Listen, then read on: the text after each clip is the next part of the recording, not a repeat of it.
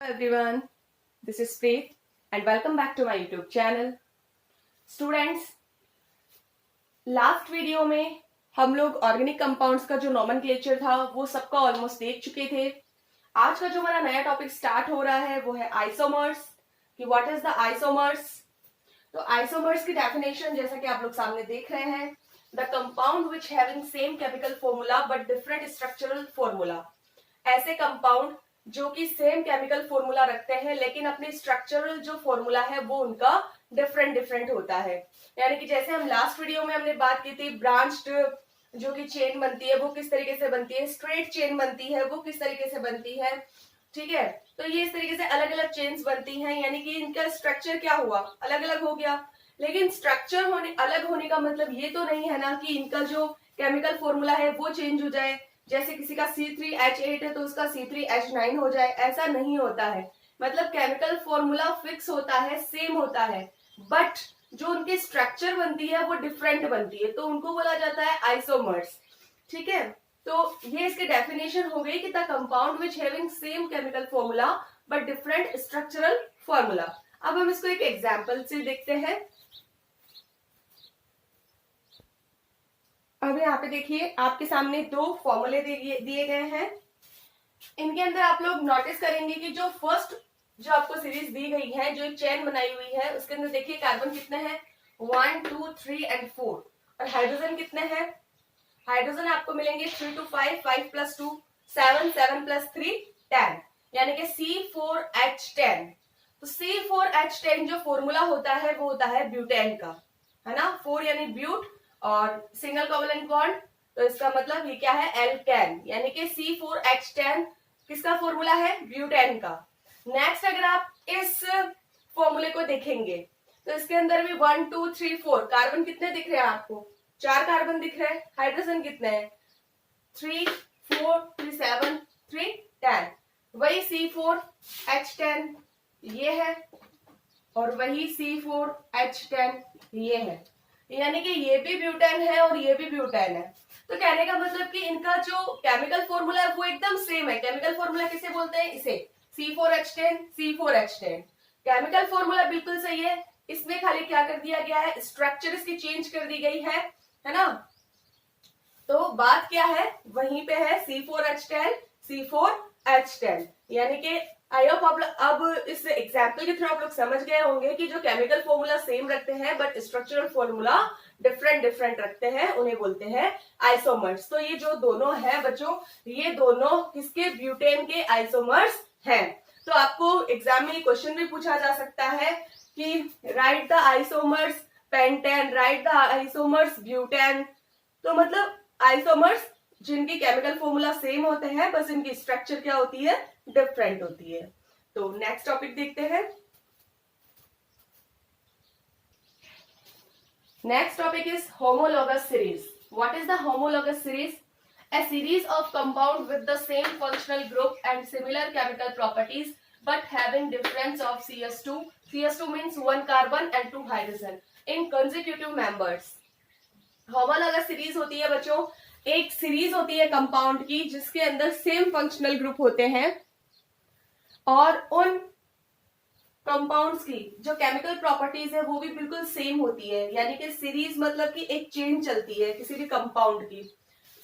उन कंपाउंड की जो सीरीज होती है, जो चेन चलती है, उनमें फंक्शनल ग्रुप सारे सेम होते हैं और उनकी केमिकल प्रॉपर्टीज भी बिल्कुल सेम होती है, but having difference of CS2 in consecutive members. लेकिन जैसे जैसे कंसेक्यूटिव का मतलब होता है क्रम अनुसार, मतलब जैसे कि जो कि लाइन से सीरीज वाइज जो मेंबर्स होते हैं, एक सीरीज देखिए, इसको ध्यान से देखिए, इसका मतलब ये होता है कि एक सीरीज चलती है कंसेक्यूटिव मेंबर्स की, मतलब कि लगातार जो उनके क्रम के अनुसार, उनके ऑर्डर के अनुसार लगातार कुछ कंपाउंड्स होते हैं.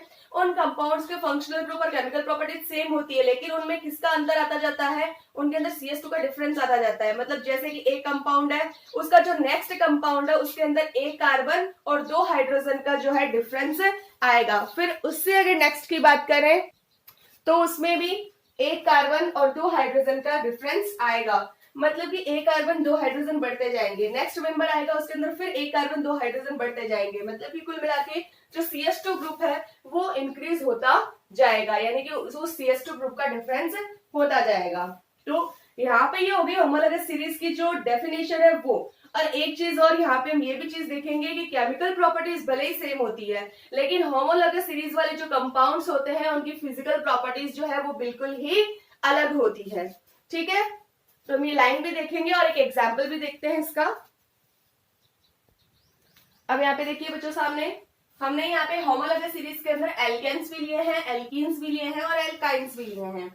अब आप इन सारे फॉर्मूलाज को एक बार ध्यान से देखिए। सबसे पहले हम एल्केन्स की बात अगर करें तो एल्केन्स में देखिए CH4 पहला जो कंपाउंड है इस सीरीज का वो है आपका मिथान, यानी कि CH4। ठीक है, सेकेंड अगर आप कंपाउंड की बात करेंगे तो यहाँ पे देखिए मैंने क्या बोला था, डिफरेंस किसका होता है, CH2 ग्रुप का, यानी कि एक कार्बन और दो हाइड्रोजन, एक कार्बन दो हाइड्रोजन, एक कार्बन दो हाइड्रोजन। तो यहाँ पे आप जैसे ही सीरीज को देखेंगे तो CH4 पहला कंपाउंड, सेकंड कंपाउंड में C2 आ गया, यहाँ पे एक कार्बन बढ़ गया और H6 आ गया। पहले कितना था 4 और अब कितना है 6, कितने का डिफरेंस है बच्चों, 2 का। तो देखिए पहले आप CC की बात कीजिए, C2 C3 C4 C5 कितने का आया, मतलब नंबर ऑफ कार्बन कितने कितने बढ़ रहे हैं, 1 1, यानी कि कार्बन के अंदर डिफरेंस आया 1 का। यही तो बात बोली थी, 1 कार्बन और 2 हाइड्रोजन। हाइड्रोजन की बात करें तो 4 4 + 2 6 6 + 2 8 8 + 2 10 10 + 2 12। तो आ गया ना एल्केन्स में, तो ये सेटिस्फाई हो गया, होमोलॉगस सीरीज बन गई कि CS2 ग्रुप का डिफरेंस है। एल्केन्स की बात करें तो फर्स्ट फॉर्मूला यहाँ पर है C2H4, सेकंड क्या है C3H6। तो देखिए C2 C3 C4 C5 एक एक कार्बन इंक्रीज हो रहा है। हाइड्रोजन की बात करें तो C2H4 में 4 है, C3H6 में 6 है, 4 + 2 6 6 + 2 8 8 + 2 10। तो एल्केन्स में भी हो रहा है। नेक्स्ट अगर आप लोग बात करेंगे एल्काइंस की तो फर्स्ट फॉर्मूला C2H2 एथाइन, उसके बाद में C3H4। तो इन सब में देखिए C2 C3 C4 C5 continuous 1 1 carbon का डिफरेंस है। और हाइड्रोजन में 2 + 2 4 4 + 2 6 6 + 2 8। यानी कि होमोलॉगस सीरीज के अंदर क्या होता है, कुछ कंपाउंड की सीरीज होती हैं जिनके अंदर फंक्शनल ग्रुप बिल्कुल सेम होते हैं और उनकी केमिकल प्रॉपर्टीज जो है वो भी सेम होती है, लेकिन फिजिकल प्रॉपर्टीज डिफरेंस होती है। और जो CS2 ग्रुप है वो भी डिफरेंस होते हैं कंसेक्यूटिव मेंबर्स में, यानी कि लगातार आने वाले मेंबर्स के अंदर डिफरेंस होता है 1 कार्बन का और 2 हाइड्रोजन का। तो इसे बोलते हैं होमोलॉगस सीरीज। नेक्स्ट टॉपिक देखते हैं, यहां तक आप लोग नोट डाउन कर लीजिए एक बार।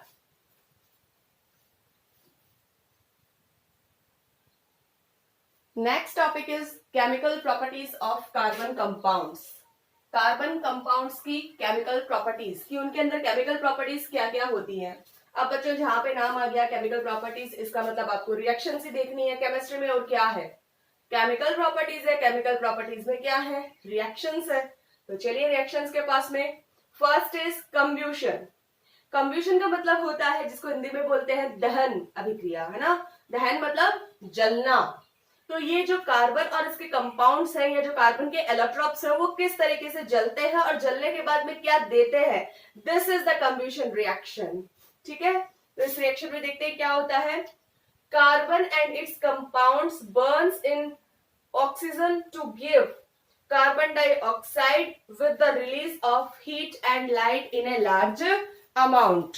तो देखिए कार्बन और जो इसके कंपाउंड्स है या कह सकते हैं जो इसके एलोट्रोप्स हैं वो ऑक्सीजन के अंदर बर्न होते हैं, यानी कि जलते हैं और देते हैं कार्बन डाइऑक्साइड। यानी कि जितने भी कार्बन है या कार्बन के यौगिक है, कार्बन के कंपाउंड्स है, तो वो सारे के सारे ऑक्सीजन में जब बर्न होते हैं तो कार्बन डाइऑक्साइड देते हैं और साथ में रिलीज करते हैं heat and light in a large amount. और साथ में रिलीज करते हैं हीट और लाइट, वो भी एक लार्ज अमाउंट में।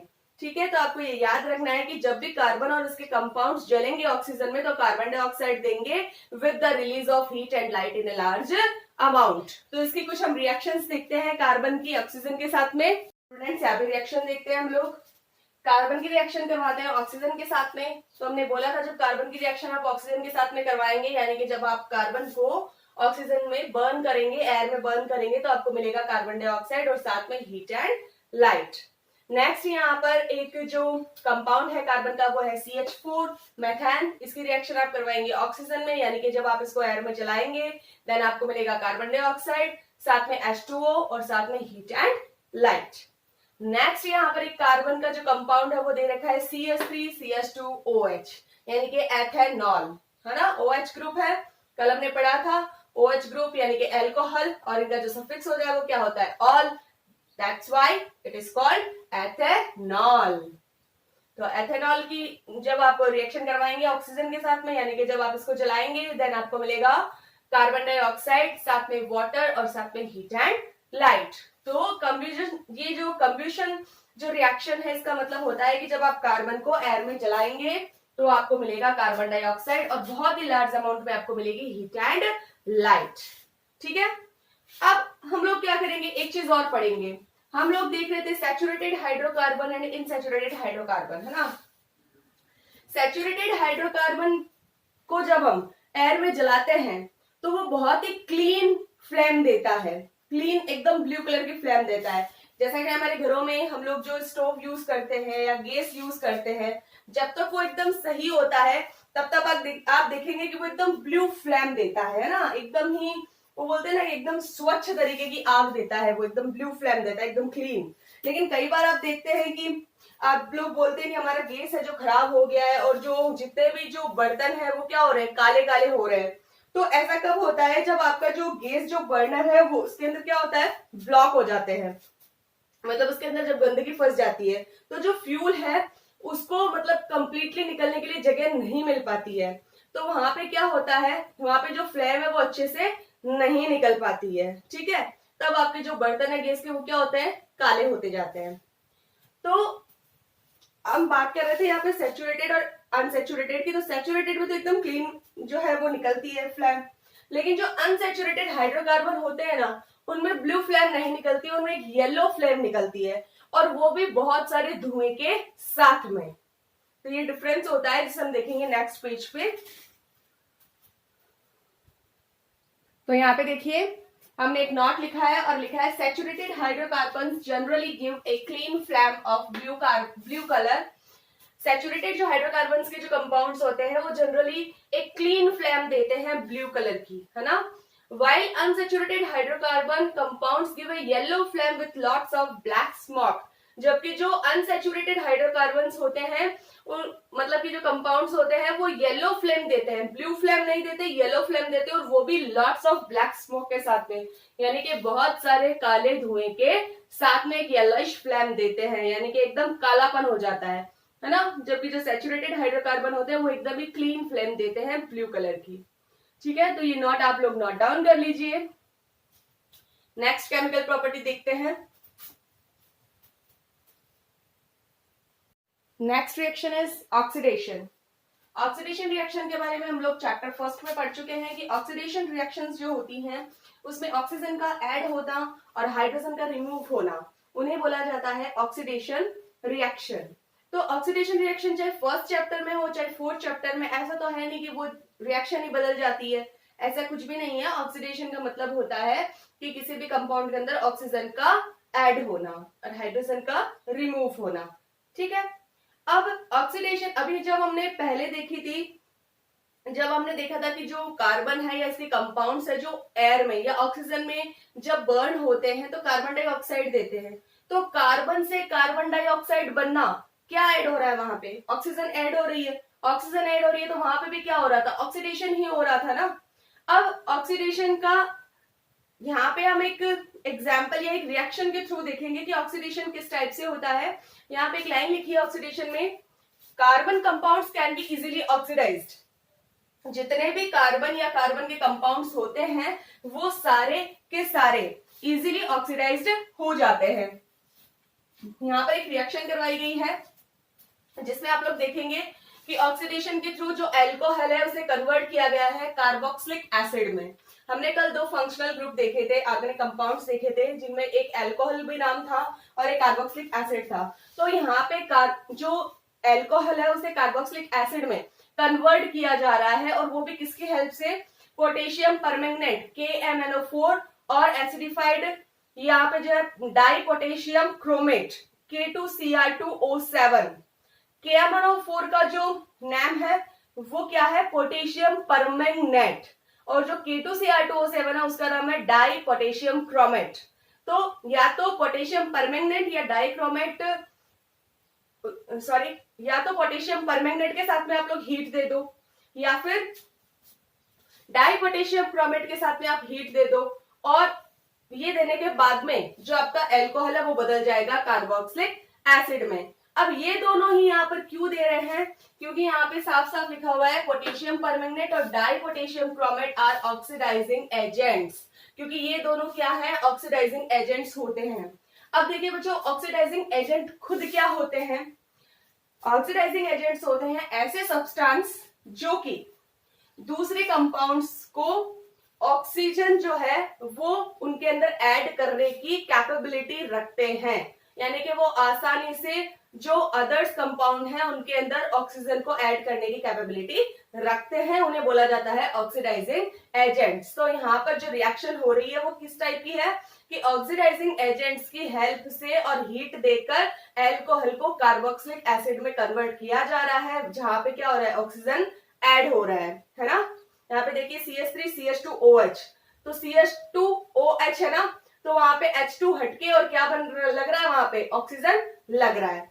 तो ये होती है ऑक्सीडेशन रिएक्शन, यानी कि कार्बन कंपाउंड्स किस तरीके से ऑक्सीडेशन करते हैं, आसानी से ऑक्सीडाइज्ड हो सकते हैं। अब देखते हैं इसकी third chemical property. Third is addition reaction.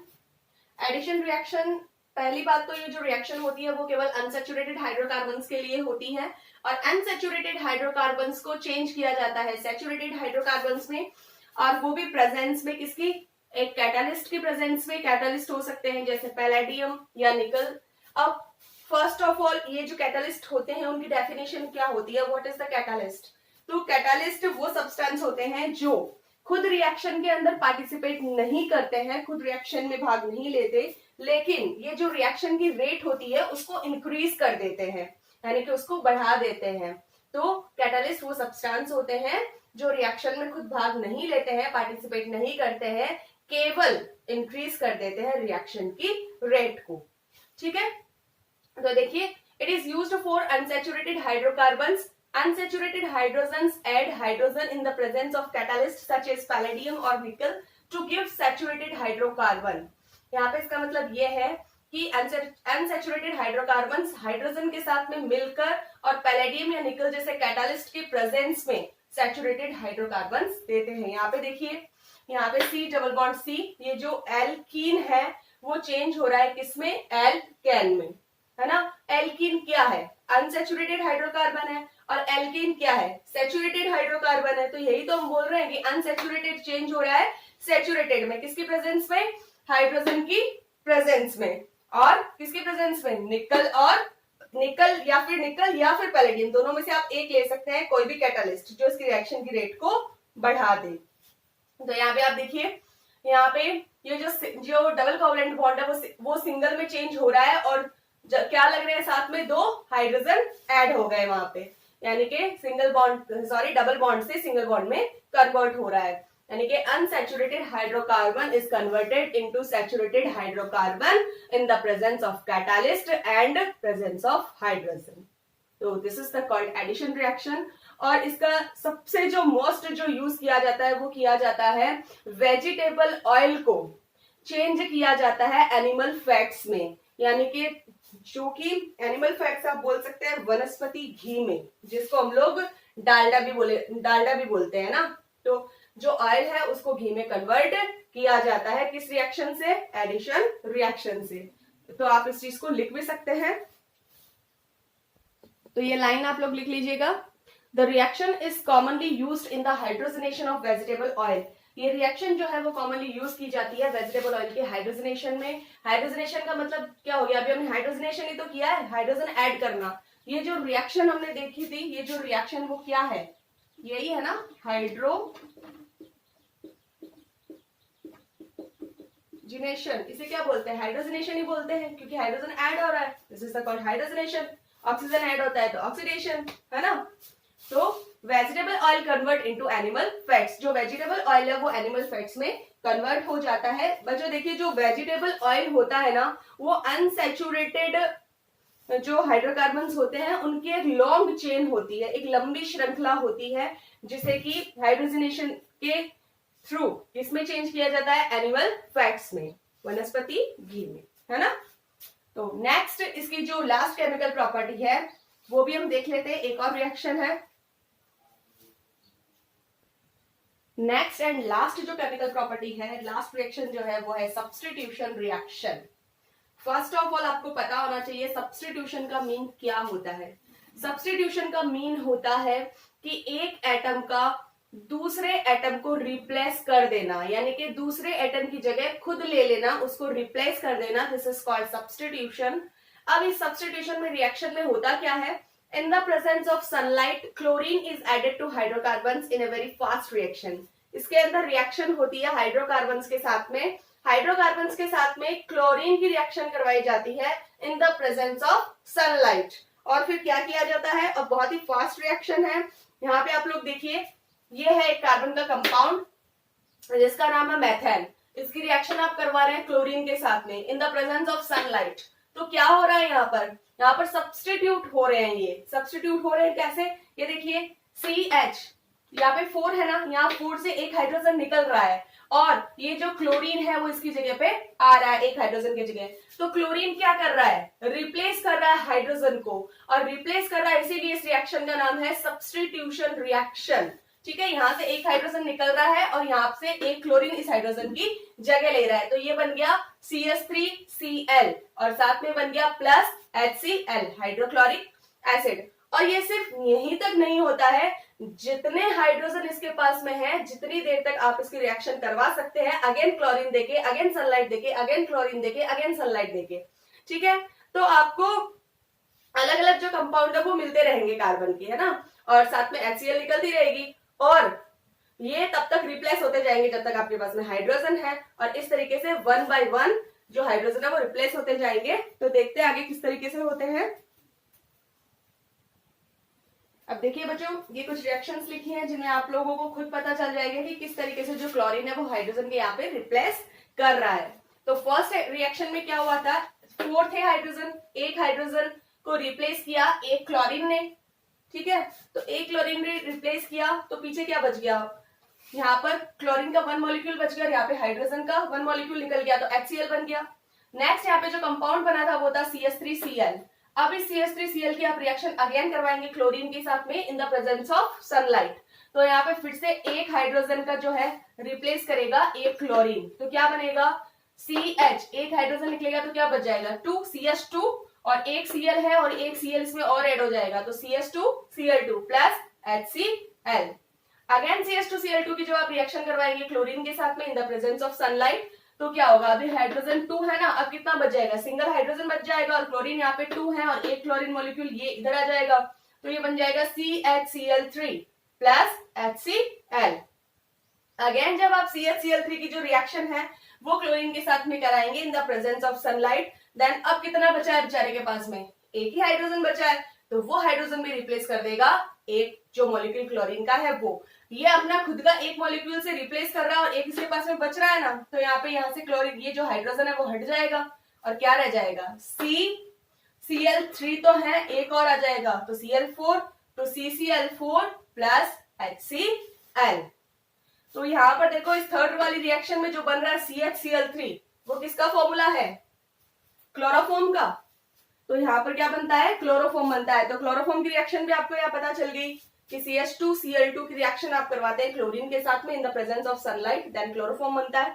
और ये जो फोर्थ रिएक्शन में जो बना है CCl4, इसे बोला जाता है कार्बन टेट्रा क्लोराइड, क्योंकि 4 है ना क्लोरीन के मॉलिक्यूल्स, तो टेट्रा यानी कार्बन टेट्रा क्लोराइड। तो इस तरीके से होती है सब्स्टिट्यूशन रिएक्शन। तो आपने जो भी देखी है केमिकल प्रॉपर्टीज देख ली है कार्बन कंपाउंड्स की, और केमिकल प्रॉपर्टीज यहाँ पे कंप्लीट होती है। अब इस चैप्टर के कुछ 1-2 लास्ट टॉपिक है जो कि बच रहे हैं, जिन्हें हम देखेंगे हमारे नेक्स्ट वीडियो में। तो आज के लिए बस इतना ही। अगर आप लोगों को मेरा वीडियो अच्छा लगा हो तो इसे ज्यादा से ज्यादा लाइक करें, शेयर करें, सब्सक्राइब करें और बेल आइकन प्रेस करना ना भूलें। Thank you.